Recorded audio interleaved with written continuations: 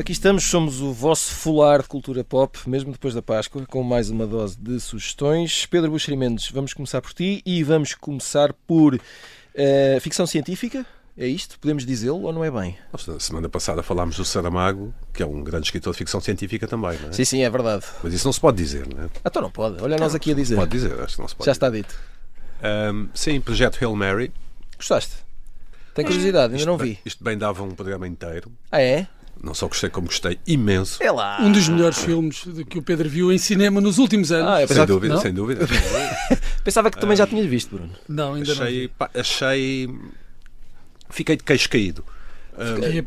Levaste o queixo ao chão, Sim. como diz o outro. Então explica aqui às pessoas o que é que se passa neste filme. Eu ainda não estou bom na constipação, vou tentar... Muito bem, vamos a isso. No fundo, descobrem que há um problema qualquer com o Sol, não sei o quê, parece assim um tema, espera. E é preciso ir a uma estrela a não sei quantos para anos. Arranjar. Pronto, isso, pronto. No fundo, tem um lado linear sci-fi, não é? É preciso resolver um problema, é preciso ir numa nave. Sim, mas isso pode ser um ótimo princípio. É isso não que eu estou estou a dizer. contra. É um dos méritos do filme. A premissa é muito simples. Percebemos logo o que é que está em causa. Quem é o realizador? Nem sei. Vou ver. Pronto, é com o Ryan Gosling e sobretudo com a alemã a Sandra Hüller, que eu gosto imenso. É o primeiro filme americano dela. Fazem os dois um papel incrível. O filme não tem CGI. Isso é a senhora do Anatomia de uma Queda. Anatomia de uma Queda. E do outro filme da casa ao lado de Auschwitz. Zona de interesse. Zona de interesse. Mas este filme, este projeto Hail Mary, que tem este nome bastante tonto, não é? Parece. Phil Lord e Chris Miller. Parece-me aqui. São dois realizadores. É inspirado num livro do mesmo autor de O Marciano, aquele filme com o Matt Damon. E é um filme muito à antiga, mas muito, muito bem feito, mesmo.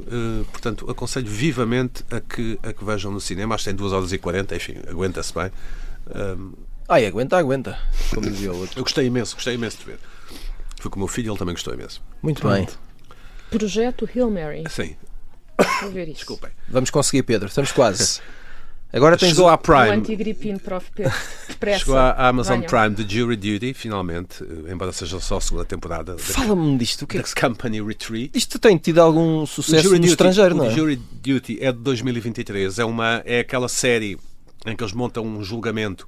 São todos atores, exceto um dos jurados, que é uma pessoa verdadeira e que não sabe que está numa paródia. Ok. E de facto Achas que é uma bela ideia? Resulta bem? eu já vi. E é uma espécie de mockumentary à la Nathan Fielder. Ok. Mas alguém a sofrer de facto. É uma experiência Sim.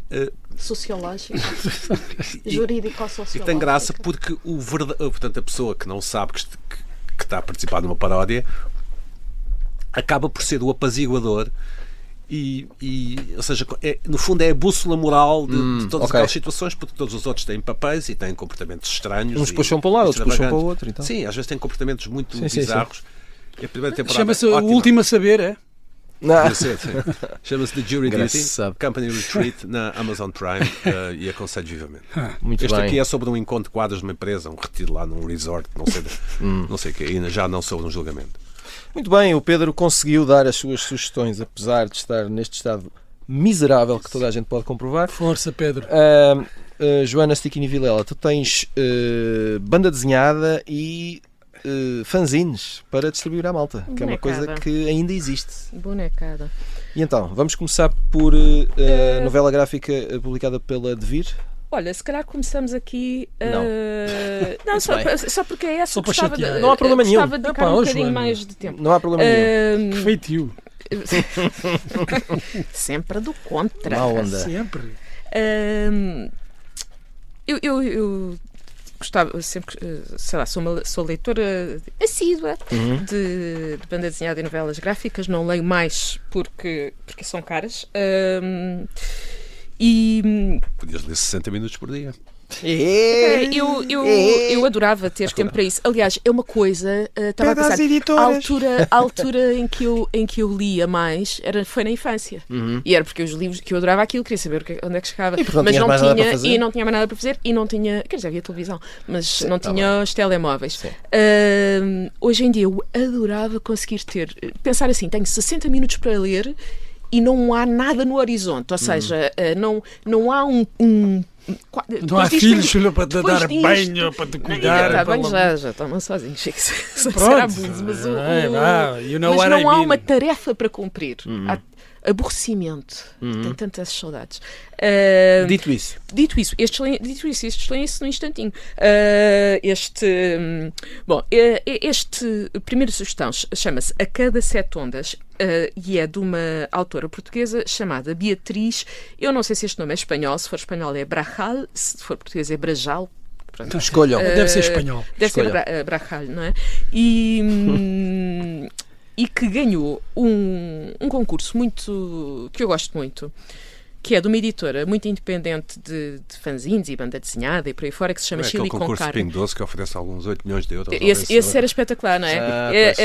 É uma pena não terem esse dinheiro para oferecer. Aqui não, até porque este concurso chama-se Toma lá 500 paus e faz uma BD. Isto é o nome do concurso. Isto é o nome do concurso. E todos os anos eles elegem um vencedor e depois editam. A Beatriz Brajal foi a vencedora do ano passado. Já se sabe quem é a vencedora deste ano, mas o livro ainda não está editado. E tem aqui um livro que é mais... É um exercício gráfico, é muito divertido, tem uma criatividade a nível de movimento, de ângulos, de formas de representação que é muito refrescante e, sobretudo, nestes tempos de inteligência artificial, lá está, e das coisas serem feitas em série, em que de repente percebemos que há artistas que não existem, que são inteligência artificial no Spotify com milhões de audições, porque aquilo tem uma fórmula e as pessoas gostam de uma fórmula e tal. Ler estas coisas, olhar para estas coisas que se lêem muito depressa. Eu gosto muito do traço dela. É muito plástico, o movimento, as escalas, ela brinca muito. São muito poucas páginas, mas olhar para isto acaba por ser quase um limpar de alma, pronto, de cabeça. E esta editora, com este concurso, tem feito, por exemplo, outro livro totalmente diferente e que ganhou este concurso em 2021. Até sugeri aqui uma vez no Observador, já não me lembro quando é que foi, se era livros do ano, qualquer coisa assim, que era um livro chamado Hoje Não, da Ana Margarida Matos, e que inclusivamente neste momento está editado nos Estados Unidos, que foi feito durante a pandemia. Também portanto, estejam atentos, e também da Chili com Carne, e tenho aqui uma coisa que até podia ser dada nas escolas, por exemplo. Dada nas escolas ou usada. Parece-me... é divertido, é uma coisa que se chama Rumo ao Eclipse, e é um livro que é um acessório de um outro livro. Ou seja, há uma banda desenhada sobre uma expedição científica da qual eu sabia zero, mas que existiu, de facto. Não sei como é que não sabia nada disto e como é que não se fala nada disto.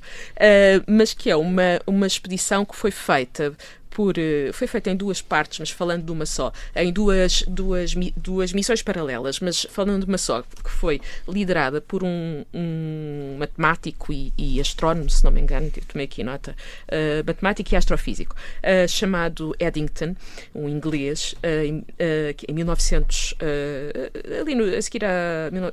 a seguir à Segunda Guerra Mundial, à Primeira Guerra Mundial, aliás. E é uma expedição que consiste em quê? Eles resolveram ir até à Ilha do Príncipe para presenciarem um eclipse total do Sol e, com isso, porem à prova uma teoria do Einstein, que eu vou ter de ler, porque senão vou espalhar-me aqui ao comprido, que era, aliás, chama-se A Experiência de Eddington. E então eles, desculpem lá, devia ter preparado isto melhor. Portanto, eles atravessam o oceano, eles fazem Inglaterra, Lisboa, Funchal, Príncipe. Mentira. Inglaterra, Madeira, faz isto tudo mal. Não, estive a ler. Reino Unido, Madeira, ficam na Madeira, depois vão da Madeira para o Príncipe, tudo para tentarem apanhar o tal eclipse. Pronto. E eu estava aqui à procura. Cá está. Vou ler daqui da explicação do jogo. Este jogo tenta reconstruir a viagem que Eddington fez para testar, cá está aquilo que eu tinha medo de me embrulhar a dizer, como me embrulhei de qualquer maneira, testar a hipótese do encurvamento dos raios luminosos, a mais espetacular das previsões da teoria da relatividade geral do Albert Einstein. E, spoiler, eles provaram.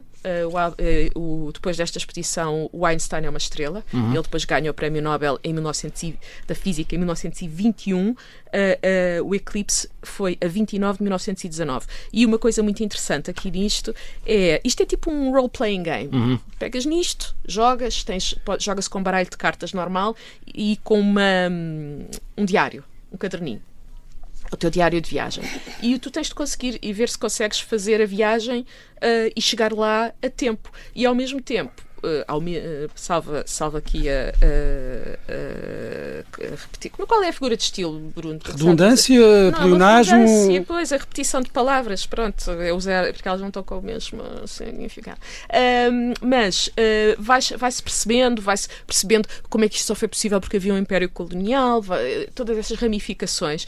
E é um objeto em papel que nos faz sonhar um bocado, que nos tira tempo. Olha, 60 minutos, se calhar, era um tempo porreiro para fazer isto. E também é da Chile com Carne. Finalmente, um livro que me surpreendeu muito, editado, o da Beatriz Barral, estava a dizer, foi editado ano passado, final do ano. Este Rumo ao Eclipse foi editado agora, para aí em fevereiro, e este da Anaïs Nin, chama-se Anaïs Nin no Mar das Mentiras, de uma autora que nasceu na Suíça, depois naturalizou-se belga, Leonie Bischoff, não sei como é que isto se diz, e que ganhou, isto só foi editado cá no final do ano passado, mas ganhou o prémio do público no Festival de Angoulême, que é o festival de banda desenhada mais conceituado festival de banda desenhada em França, que é em França, ganhou o prémio do público em 2021. Eu conhecia a Anaïs Nin do Henry Miller, não é? Tinha sido amante do Henry Miller, que depois também tinha escrito livros eróticos.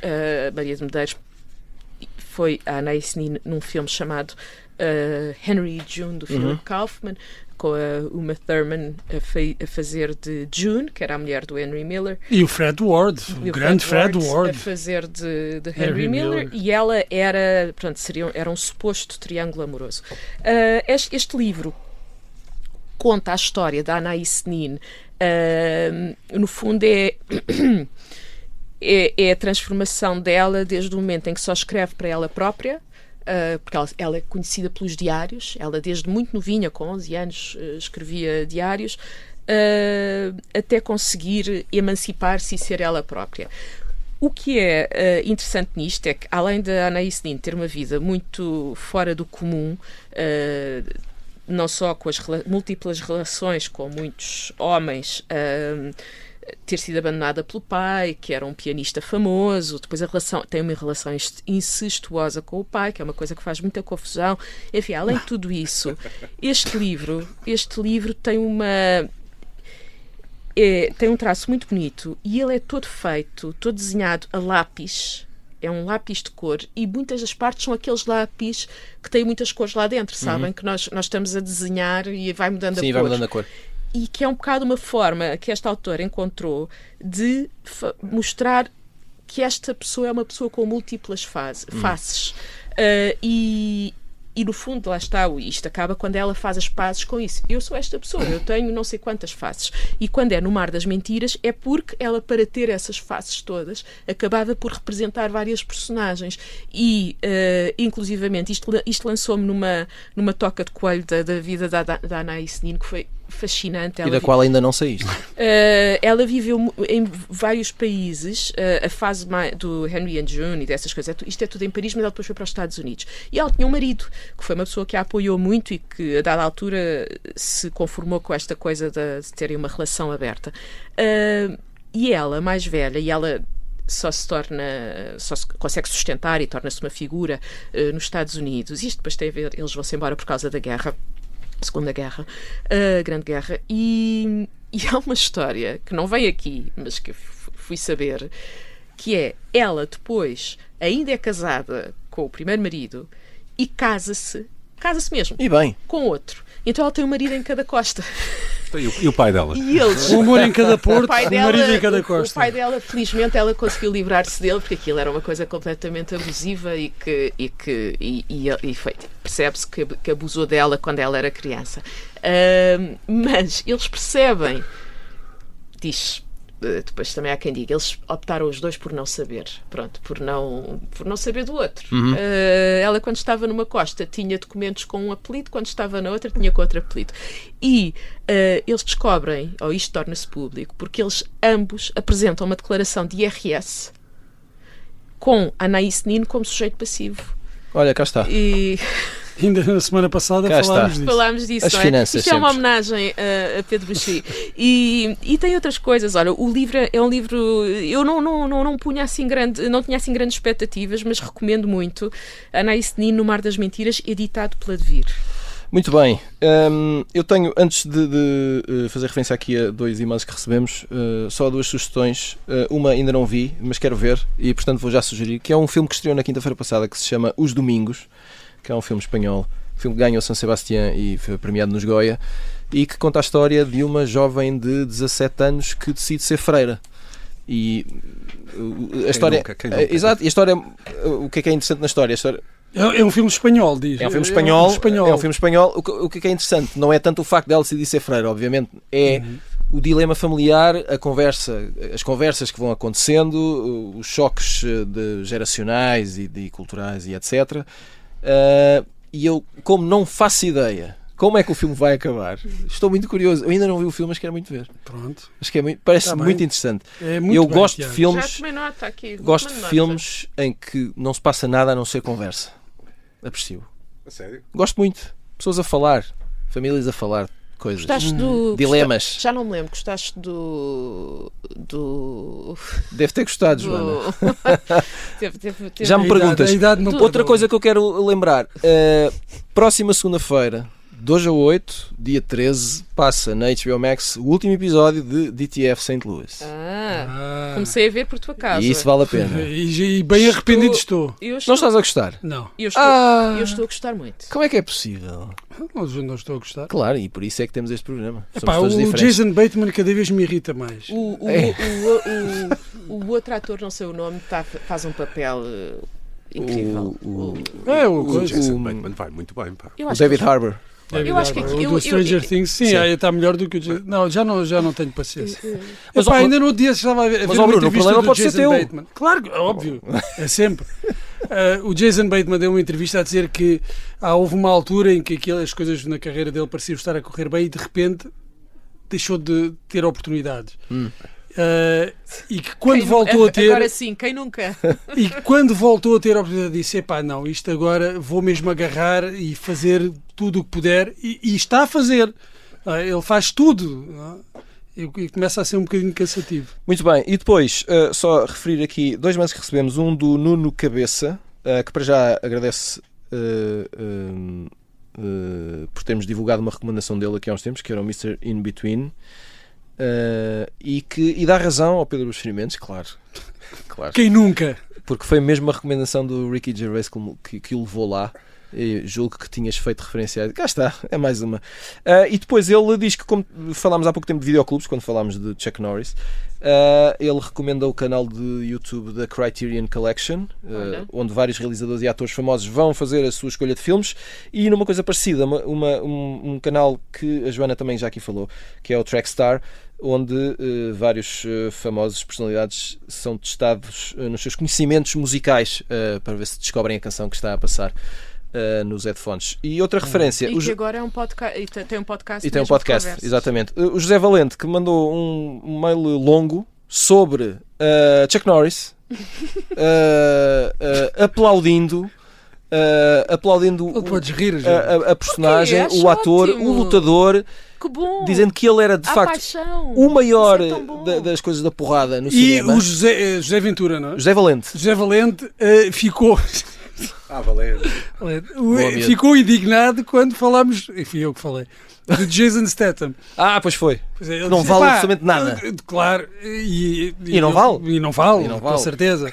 Que não vale. Mas gostei muito do mail porque ele fez a comparação, e não deixa de ter razão, com, por exemplo, o Jackie Chan e o Chuck Norris e o Fred Astaire. Ele diz Chuck, Bruce Lee e Jackie Chan foram a nobreza das artes marciais no cinema. É a frase dele. E ele faz a ligação aos musicais e eu acho que tem toda a razão, porque havia um lado de performance física, uma coreografia, que eu acho que é muito notável, excluindo tudo isto do Jason Statham. E outra coisa muito interessante que ele diz é outros foram mais longe no cinema, como mesmo que ninguém acreditasse a da altura, Schwarzenegger, Stallone e afins, e depois diz: nem sei se o Stallone sabe dar um soco direito. Fica a dúvida, meus amigos. Não sabe. Acho que é que isso interessa. Fica a dúvida. Mas muito obrigado ao José Valente pela sua partilha e por ouvir-nos, e a todos, claro. Bruno Vieira Amaral, também obrigado a ti. Obrigado. E tens duas sugestões. Tenho várias, não é duas, muitas. Olha, então antes que, deixa-me só dizer, o filme era o Blue Moon. O Blue Moon, com certeza, claro. Pessoas a conversar. Blue Moon. Exato. Gostaste, Tony? Ainda não vi, mas quero muito ver. Os filmes do Linklater, Sim. são sempre muito people a falar. Mas há uns melhores que outros. Pois, É como tudo. Como tudo na como as vida. farófias, Bem, então, por exemplo. True Crime. Ethan Hawke não ter ganho o Oscar. Não? O Ethan Hawke, eu não vi o filme, mas dizem que é um grande papel. Mas nós queríamos que ganhasse o Jesse Plemons, não era? Tínhamos esse lobby, não estava nomeado, mas não estava nomeado. Dos que estavam nomeados. Muito bem, Bruno. Diz-nos bate mais forte. Bate mais forte. O Ethan Hawke. Lembramos logo do Clube dos Poetas Mortos. Bem, mas não te lembro, a questão é essa. É? É que tu vês o filme e ele está irreconhecível. É? Eu pelo menos. Sim, mas a gente lembra-se sempre. Não, eu cheguei lá, eu de repente, eu sabia que o filme era com ele. Estou a ver o filme. Conseguiste esquecer a meio. E depois estava Sim, distraída. porque a caracterização muda o. Na qual eu tenho algum jeito Cada para vez me que ando de distrair. comboio, ainda agora andei de comboio em Inglaterra, vejo sempre um Ethan Hawke. Estás sempre à espera do teu Before Sunrise. Achas E não vês a Julie Delpy? Não, Muito vejo bem. só Ethan Hawke. Bruno. Então, True Crime. Olha, isto está em primeiro na Netflix, portanto já não é sugestão nenhuma. Epá, olha, uma coisa que ainda ninguém viu. Eu não vi. Não viste? Não. Então vê, O Predador de Sevilha. Ok. Em termos de True Crime, vamos lá à apreciação estética, artística. Mas é uma história terrível. É uma história terrível. É de um tipo, de um guia turístico espanhol, sediado com uma empresa em Sevilha, que organizava viagens turísticas a Marrocos e a Lagos, Portugal, referido várias vezes no documentário, e que durante essas viagens, algumas vezes ou muitas vezes, não se sabe ao certo quantas, terá violado, abusado de muitas raparigas. Uma delas, quase todas as americanas, as que falaram eram quase todas americanas, não todas. Uma delas resolveu avançar com uma queixa, e depois vamos conhecendo todos os pormenores sórdidos desta história, e não vou revelar o final, porque não podes, é sentença, claro. não vou spoiler. Também era o que faltava. Não está mal feito, quer dizer, não empolgou. Eu sou um gourmet do True Crime, não me empolgou por aí além. Eu creio que a produção até é espanhola. Não me empolgou. Tenho saudades de um True Crime que de facto me acha as medidas, mas pronto, para agora sim, chega. Chega e até ao próximo. Dá para matar um bocadinho a fome. Queria falar também de um livro. Muito bem. Ana Cláudia Santos, a autora de Os Lavores de Ana, publicado o ano passado. Sobre o qual também falámos aqui. Falei aqui, é verdade. Ana Cláudia Santos, para mim, foi uma revelação no ano passado, só que ela já tinha um livro de contos. E é esse livro de contos, ora bem, com mais algumas narrativas introduzidas, que agora não é republicado, porque não tinha sido publicado. é repescado. É aqui um reaproveitamento daqueles contos que já faziam parte desse primeiro livro, introduzindo outras coisas.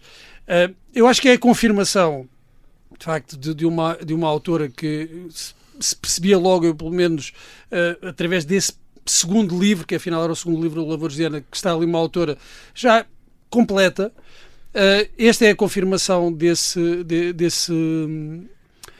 livro. Eu não sei se não deveria ter esperado mais tempo para publicar mais distância. mais distância e talvez um outro livro publicado pelo meio. Talvez tenha ido demasiado depressa revisitar, porque o outro livro também não tinha sido publicado assim há tanto tempo. Mas confirma uma autora, de facto, com uma voz muito própria, com um universo também, aqui estamos a falar muito de histórias de formação, todas elas do ponto de vista de raparigas, de mulheres, de jovens mulheres, jovens adultas, e eu acho que há aqui uma circunscrição deste universo que liga com essa outra, chamaria uma novela, que era Os Lavores de Ana, que eu acho que é mesmo, de facto, um livro excepcional. Este livro, o que digo é que talvez precisasse aqui de um outro livro, mais um livro, para consolidar esse universo ficcional, antes de voltar logo atrás, ainda que lhe acrescente alguns contos. A Ana Cláudia Santos é da Companhia das Letras. Como é que se chama o livro? Este é A Morsa. A Morsa. Esqueci-me. Eu li Os Lavores de Ana, fiquei curiosa agora, embora não achei que ela escrevia muito bem. Mas...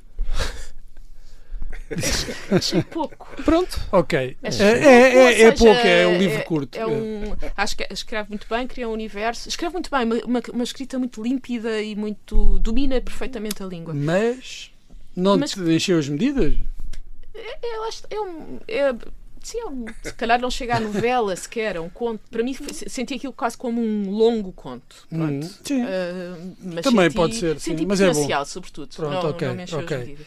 A mim sim, e daí agora falar deste A Morsa. Tínhamos esquecido do título. Obrigado, Joana. Eu estava a tomar nota, eu tomo nota das... E muito bem. Que eu assim agora duas coisas muito rápidas. Tito Andrónico, uma peça de um jovem dramaturgo, um tipo novo. William Shakespeare, é uma tradução de Miguel Moreira. A introdução é muito boa para nos explicar também o contexto em que foram levadas à cena inicialmente as peças do Shakespeare, que nós por vezes temos uma ideia, quando pensamos em Shakespeare, pensamos é o canon, uma coisa pesada e já instituída pelo tempo, consolidada pelo tempo e um clássico inquestionável, e esquecemos da origem, onde é que aquelas peças nasceram, em que condições é que eram representadas e é como, uma lógica lá féria, não é? Digamos assim. E de como eram compreendidas e apreendidas pelo público a que se destinavam, porque as peças, hoje nós recebemos as peças muitas vezes logo em livro, em texto, mas elas não eram pensadas para ser livro. Só depois é que começaram a ser publicadas. E o público nem sequer estava em silêncio, não é? Naquela altura. Tudo isso está nesta introdução.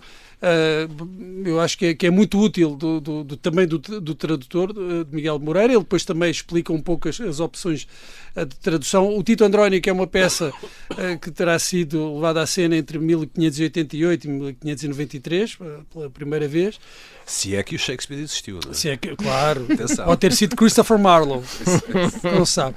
Mas é considerada a primeira tragédia de Shakespeare, e é também uma das suas peças mais violentas, até com uma cena de canibalismo involuntário. E foi uma peça, e isto depois também é interessante perceber, que na altura foi uma tentativa do Shakespeare competir com outros autores que também se destacavam, outros dramaturgos neste tipo de peças violentas que agradavam muito ao público, mas que depois caiu mais ou menos em desgraça durante o período vitoriano. Só dizer uma coisa, que na semana passada, desculpa, nos esquecemos de dizer, a BBC é obrigada por lei a fazer sempre Shakespeare. Adaptar sempre. Não é se quiser, é sempre. Em Portugal, os nossos políticos, os defensores da escola pública, essas coisas todas, não obrigam a RTP a adaptar rigorosamente autor nenhum, incluindo Saramago. Toma, meu amigo. Sim, Os franceses estamos a falar em violência. Adaptações históricas. Está na lei de concessão do Serviço Público Francês, em inglês, adaptar o cânon ao audiovisual. Estamos a falar de violência e aqui está a violência. Por último, só uma última sugestão. Sim, senhor. Já estamos a falar de aprender literatura. Está no YouTube, já há muitos anos, para aí há uns 16 anos, um curso de Yale sobre romance norte-americano depois de 1945. A professora chama-se Amy Hungerford. Aquilo são 20 e poucas aulas de 50 minutos. São aulas dadas na universidade, que foram gravadas na altura para ficarem disponibilizadas, ficarem disponíveis. Então podemos todos fazer esse curso? Podemos fazer todos este curso. Aquilo vai Sim, desde senhor. Richard Wright, passa por Nabokov, vai Philip Roth, Thomas Pynchon, Toni Morrison. E aí sim, tem ali uma coisa circunscrita. Aquilo é para saber mais sobre literatura norte-americana depois ou romance, mais concretamente o romance. Norte-americano. Olha, é das coisas de borla que há na net que vale mesmo a pena. Aprende-se mesmo muito e aquilo é dado de uma forma muito sedutora. Muito bem, dose rica. Como é que se chama? Como é que se faz o... The American Novel. Podes pesquisar Amy Hungerford, Yale. Ok. Muito bem. Fiquei aqui boquiaberto com esta borla online. Sugestões servidas, e são muitas, sigam-nos, não percam nenhuma dose, e são muitas também, dá imenso jeito, porque nos próximos dias o pop-up vai estar em pausa, também merecemos, mas voltamos rapidamente no dia 16 de abril. Até lá.